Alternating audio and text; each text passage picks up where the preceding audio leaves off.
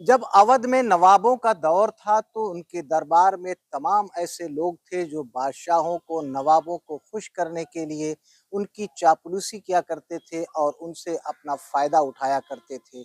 आज हम आपको एक ऐसी ही जगह पर लेकर आए हैं।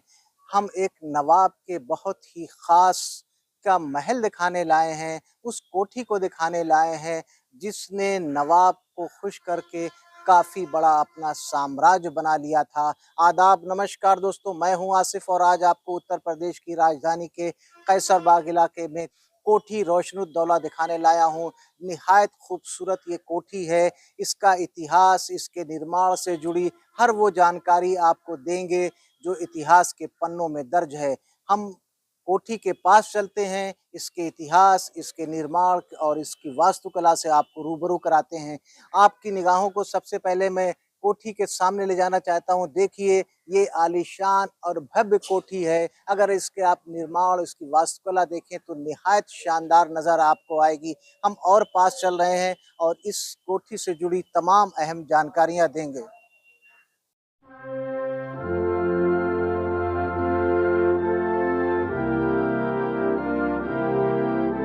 हम कोठी के पास आए तो सबसे पहले हमको एक सीढ़ी नज़र आ रही है। यहाँ पर हम आपको सीढ़ी दिखाएँ तो ये पत्थर के बेस की है और नीचे ईंट लगे हुए हैं और ये सीढ़ी ऊपर की तरफ जाती है। और अगर इसके आप रेलिंग को देखें तो काफ़ी चौड़ी है और ईंटों को गढ़ के बहुत ही शानदार तरीके से बनाई गई थी और उस पे चूने के मसाले का इस्तेमाल किया गया है। हमारी निगाह जब इधर आई तो देखिए, एक पत्थर का शिलालेख लगा हुआ है और उस पे लिखा हुआ है कि कोठी रोशनुद्दौला और इसमें इस भवन से जुड़ी हुई तमाम बातें लिखी हुई हैं। इस पत्थर को एएसआई ने यहाँ पर लगवाया है।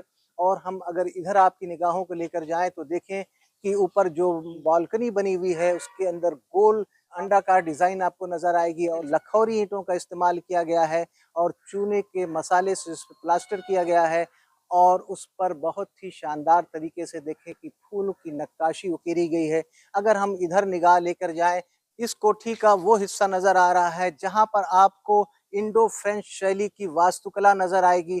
हम और आगे जाएँ, इस कोठी के बारे में बताएँ, उससे पहले आपको इसका इतिहास बताना चाहेंगे। अगर आप इसका इतिहास जानेंगे, तो इस कोठी की वास्तुकला और इस कोठी को समझने में आपको आसानी होगी।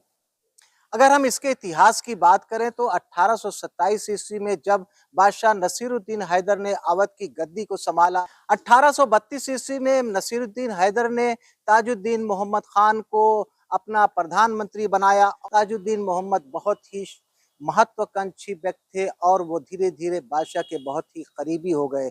उसके बाद में उन्होंने इस आलीशान और भव्य कोठी का निर्माण कराया।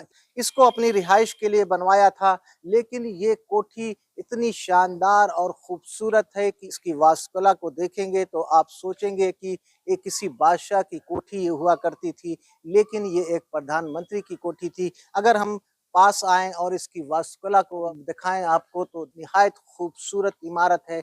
नीचे पिलर्स देखें आप, इसमें चूने के मसाले में लाल रंग का इस्तेमाल करके इसको बनाया गया है और लखौरी ईंटों का इस्तेमाल किया गया है। प्लास्टर के ऊपर कितनी शानदार नक्काशी गढ़ के उकेरी गई है और ऊपर आप देखेंगे तो एक फ्लोर आपको नज़र आएगा, यहाँ पर भी उसी तरह की आपको डिज़ाइन नज़र आएगी। सामने आप देखेंगे तो दरवाज़े नज़र आ रहे हैं, उसके ऊपर हाफ राउंड की मेहराब बनी हुई है। अगर हम इधर देखें तो एक आपको पोर्च नज़र आएगा, जो उस समय गाड़ियों के लिए या घोड़ा गाड़ियों के लिए इस्तेमाल किया जाता था। यहाँ पर आप देखेंगे, यहाँ पे जो डिज़ाइन की गई है, ये पूरी तरह से फ्रेंच शैली पे आपको आधारित नज़र आएगी और यहाँ देखें लोहे के दरवाजे लगे हैं जिस पर एएसआई ने ताला बंद कर दिया है। इसी तरह आपको कई मार्ग नज़र आएँगे, हालाँकि उस सब में ताला बंद कर दिया गया है। इधर देखिए लाइन से आपको ये लोहे की जाली लगी हुई खिड़कियाँ नज़र आएँगी और इधर एक रास्ता हुआ करता था, जो इमारत के अंदर जाने का मुख्य मार्ग था। हालाँकि यहाँ पर अब एएसआई ने ताला बंद कर दिया है, लेकिन यहाँ से अगर हम आपको सीढ़ी दिखाएँ, पत्थर की बनी हुई सीढ़ियाँ हैं और सामने आपको देखें तो इसमें जो हॉल बना हुआ था, ऐसा कहा जाता है कि इस इमारत में 2 बड़े हॉल बने हुए थे और इसके अंदर एक तहखाना भी था। जैसा कि आमतौर अवध में जितनी भी इमारतें नवाबों ने बनवाई हैं, उसमें एक तहखाना होता था और उसके ऊपर मंजिल हुआ करती थी। अगर हम इधर आपकी निगाहों पे लेकर जाएँ, तो इधर की भी आपको वास्तुकला वैसी ही नज़र आएगी, जैसी आपको मैंने शुरू में दिखाया था। यहाँ पर भी देखें, पिलर्स के सपोर्ट के ऊपर यहाँ बालकनी है, और बालकनी के ऊपर भी देखें एक लंबी पिलर्स नज़र आएगी, और प्लास्टर के ऊपर कितनी शानदार तरीके से नक्काशी उकेरी गई है।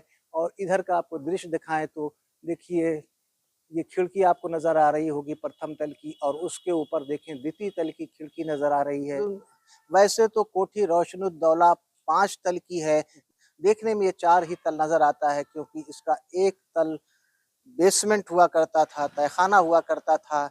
और अगर हम इसकी डिज़ाइन की बात करें तो ये कोठी आयताकार बनी हुई थी, लेकिन कहीं-कहीं पर आपको अलग-अलग इसमें कोण भी नज़र आएँगे। अगर इस पोर्च के पिलर्स की हम आपको डिज़ाइन दिखाएँ, तो देखिए कितने चौड़े बेस के ऊपर लखौरी ईंटों को प्लास्टर करके इसके पिलर्स को बनाया गया है। कहीं जो टूट गया है वो आपको मैं दिखाना चाहूँगा कि चूने का मसाला है और इसके अंदर लखौरी ईंटें हैं, पिलर्स को बनाया गया है। ऊपर की अगर हम आप डिज़ाइन दिखाएँ, देखिए ये छत डॉटेड है, और सामने देखिए तो प्लास्टर के ऊपर कितनी शानदार फूल और पत्तियों की डिज़ाइन उकेरी गई है। हम आपको इधर लेकर आते हैं।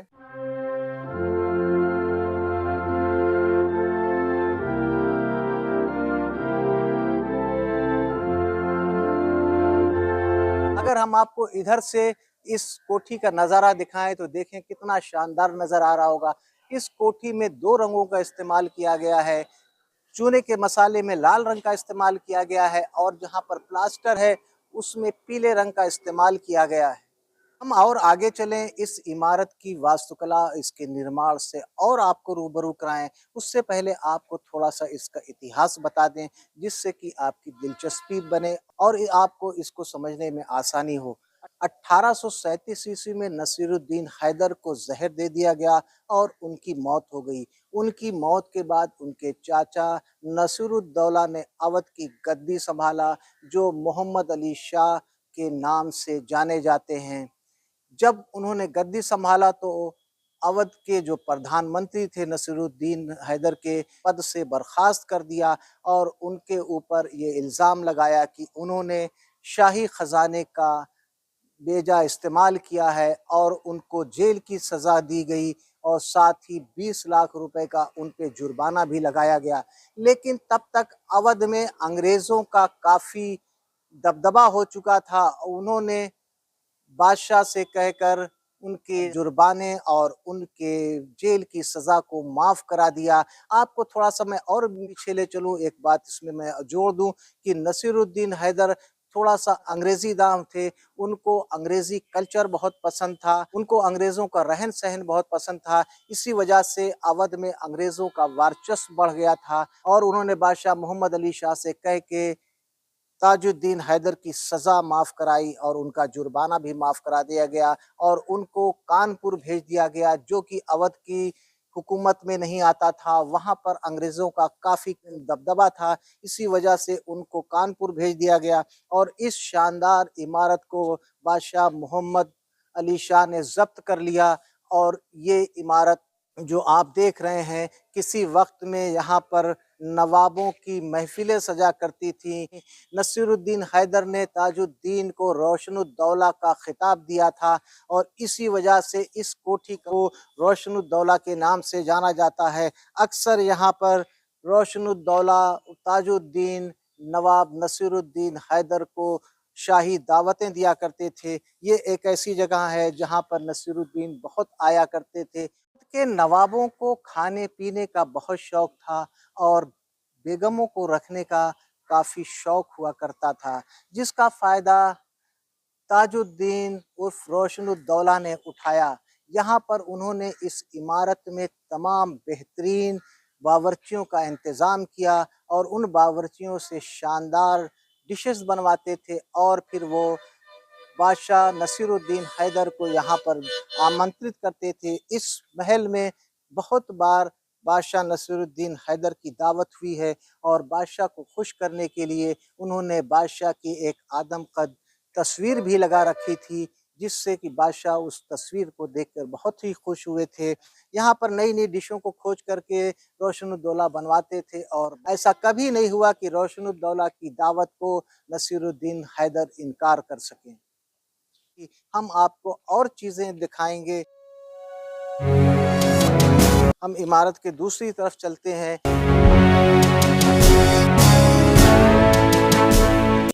इस तरफ से आप देखिए तो कोठी का शानदार नज़ारा नज़र आ रहा है।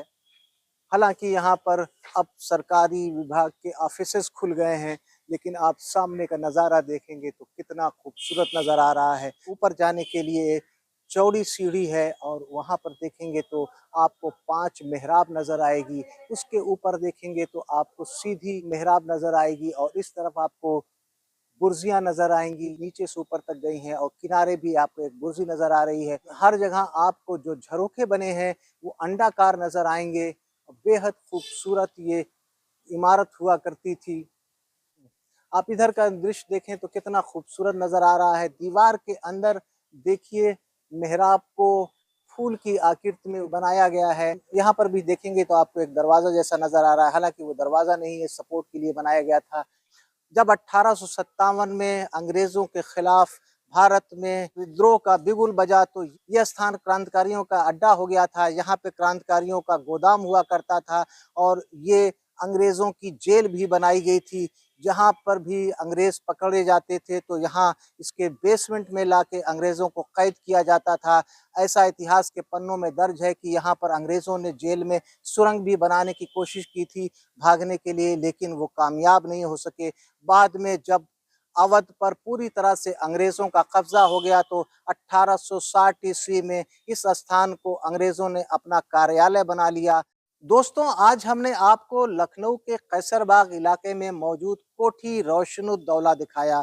निहायत खूबसूरत कोठी है। इस कोठी के निर्माण, इसकी वास्तुकला से संबंधित हर बात हमने आपको बताया। उम्मीद है कि आपको हमारा ये वीडियो पसंद आया होगा। अगर आपको हमारा ये वीडियो पसंद आया तो आप हमारे चैनल हिस्टोरिक आसिफ को लाइक कीजिए, सब्सक्राइब कीजिए और हाँ, अपने दोस्तों में शेयर भी कीजिए।